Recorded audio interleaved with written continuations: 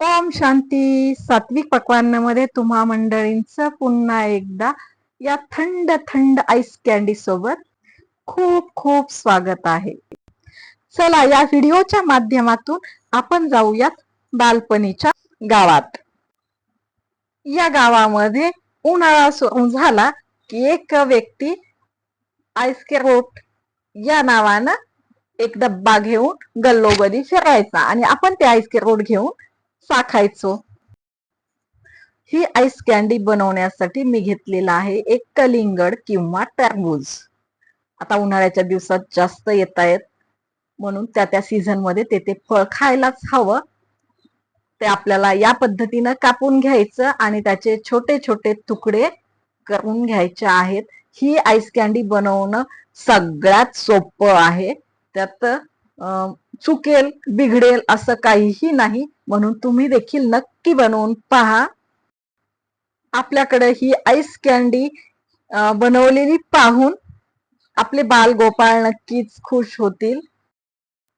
असंच आपण कधी ना कधी दोघी तिघी जणी जमा होऊन अशा काही जुन्या आठवणी, जुन्या मेनू बनवून खाल्ले की त्या बालपणीच्या आठवणी आपल्या जाग्या होतात.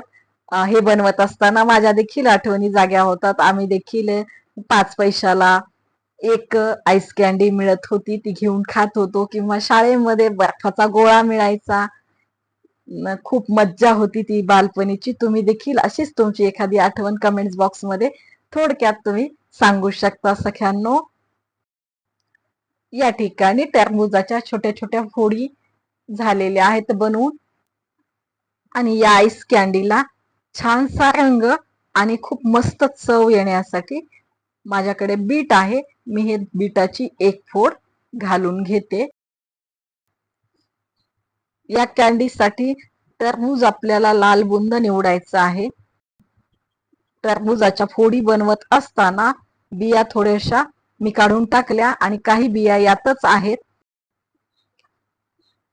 ज्यूसचा जो जार असतो तो घ्यायचा, त्यामध्ये या फोडी टाकून घेतलेल्या आहेत. त्यामध्ये एक चिमूट मीठही घालायचं. टरबूजाची चव बघायची. फिक्क असेल साखर घाला जास्त, गोड असल्यास कमी साखर घाला. आणि जे मधुमेही आहेत त्यांना सुद्धा ही कॅन्डी मध घालून खाता येते. मधामुळे देखील या कॅन्डीला खूप छान चव येते. या ठिकाणी ज्यूस काढून झालेला आहे.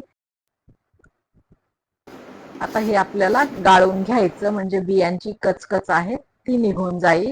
मी मिक्सीच्या पॉट मध्येच तो गाळून घेतलेला आहे. असेच नवनवीन व्हिडिओ पाहण्यासाठी सात्विक पक्वान्न चॅनलला अजूनही सबस्क्राईब केलं नसेल तर प्लीज चॅनलला सबस्क्राईब करा, बेल आयकॉन दाबा, जेणेकरून नवीन व्हिडिओच्या नोटिफिकेशन्स मिळतील. आणि चॅनल देखील शेअर करा, लाईक करा. आणि हा व्हिडिओ तुम्हाला थोडा देखील आवडला असल्यास लाईक नक्कीच करा. कमेंट्स बॉक्स मध्ये कमेंट्स टाका. तुम्ही या आईस कॅन्डीला लहान असताना काय म्हणत होता. जास्तीचं ज्यूस मी या 2 ग्लासांमध्ये ओतलेला आहे. त्याला फॉइलनी पॅक केलं आणि मध्ये चाकूने थोडासा काप केलेला आहे. आणि माझ्याकडे लाकडी चमचे सुद्धा नसल्यामुळे मी स्टीलचे चमचे यामध्ये घालून घेतलेले आहेत. आणि आता 10 ते 12 तासांसाठी आपल्याला हे डीप फ्रीज मध्ये ठेवायचे आहेत. या ठिकाणी पाहू शकता जे काही तापमान आहे आपल्या फ्रीजरचं ते समर मध्ये मी दाखवलेलं आहे. समर मध्ये लावायचं म्हणजे फुल ठेवायचं आहे. काल मी नाईटला ठेवलेले आहेत आणि आज दुपारी काढते म्हणजे 15-16 तासांनी मी हे काढलेलं आहे. आणि ह्या आईस कॅन्डी खूप मस्त बनलेल्या आहेत. तुम्हाला काढून दाखवते. पाणी घ्यायचं, एका डीप बाउल मध्ये घ्यायचं. मी थोडासा बाउल उथळ घेतला म्हणून मला ते हाताने टाकावं लागतं. आणि असं करायचं आणि अगदी सहज या कॅन्डी साच्यातून काढता येतात. काय मग तुम्हाला पण आठवणींच्या गावात जाऊन मज्जा आली ना. आणि ही मज्जा हे कूल कूल थंडा थंडा आईस कॅन्डी खात खात घ्यायची असल्यास आईस कॅन्डी बनवायची. कशी झाली होती ती कमेंट्स बॉक्स मध्ये टाकायचं. आणि बनवायची असल्यास देखील कमेंट्समध्ये तसं सांगायचं. कशी वाटली ही आईस कँडी तुम्हाला?